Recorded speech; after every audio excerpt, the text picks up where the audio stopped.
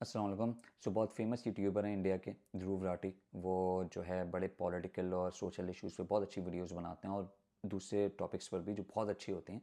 पर पता नहीं क्यों जब पाकिस्तान का किसी चीज़ में ज़िक्र आता है ना, तो वो भी दूसरे जर्नलिस्ट की तरह बहुत ज़्यादा बाइस्ड हो जाते हैं और बहुत ज़्यादा एक उनमें भी एक इंडियन नेशनलिज्म आ जाता है। वो फैक्ट्स को पीछे छोड़कर वो कॉन्स्पिरेसीज़ और अजीब सी एक बाइसनेस की तरफ आ जाते हैं, जो कि पाकिस्तान तो गलत ही होगा और अपने लोगों को बिल्कुल क्वेश्चन नहीं करते। तो रिसेंटली उन्होंने ये वीडियो बनाई थी, रियलिटी ऑफ इंडियाज़ पार्टीशन, जो एक बुक फ्रीडम एट मिडनाइट के ऊपर बेसिस, जिस पे एक इंडिया में सीज़न बन रहा है।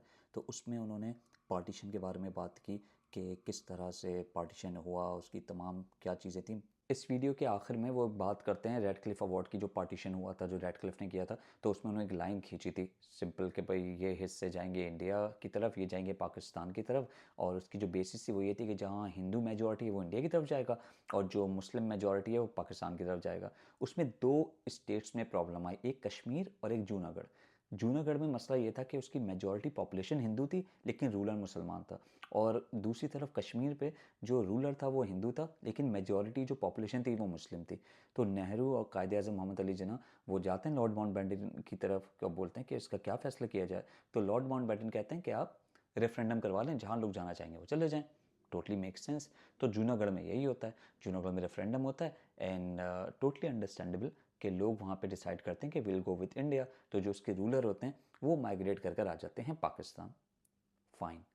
अब आती है बात कश्मीर की।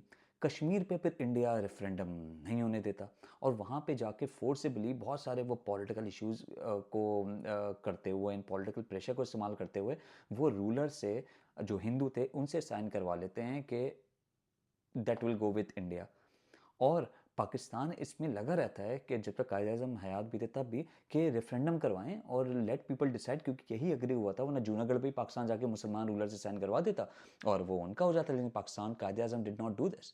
उन्होंने डिसाइड किया कि जो ये बिल्कुल फेयर एग्रीमेंट हुआ है कि हम रेफरेंडम करवाएंगे और लोगों से फैसला करवाएंगे डेमोक्रेटिकली, वो करवाएं। लेकिन इंडिया ने नहीं होने दिया वो। और इंडिया जो है जूनागढ़ भी ले गया और कश्मीर को आज डिस्प्यूटेड टेरिटरी बनाया हुआ है। यूएन भी ये डिसाइड कर चुका है इसी बेसिस के ऊपर कि it make sense to have referendum दे, और पाकिस्तान भी इसी चीज़ को डिफेंड करता है। और यूएन ने भी इसी चीज़ को बोला कि आप रेफरेंडम होने दीजिए ना, क्योंकि उन्हें पता है वहाँ Muslim majority and they will go with Pakistan and if not at the last degree they will go as an independent state.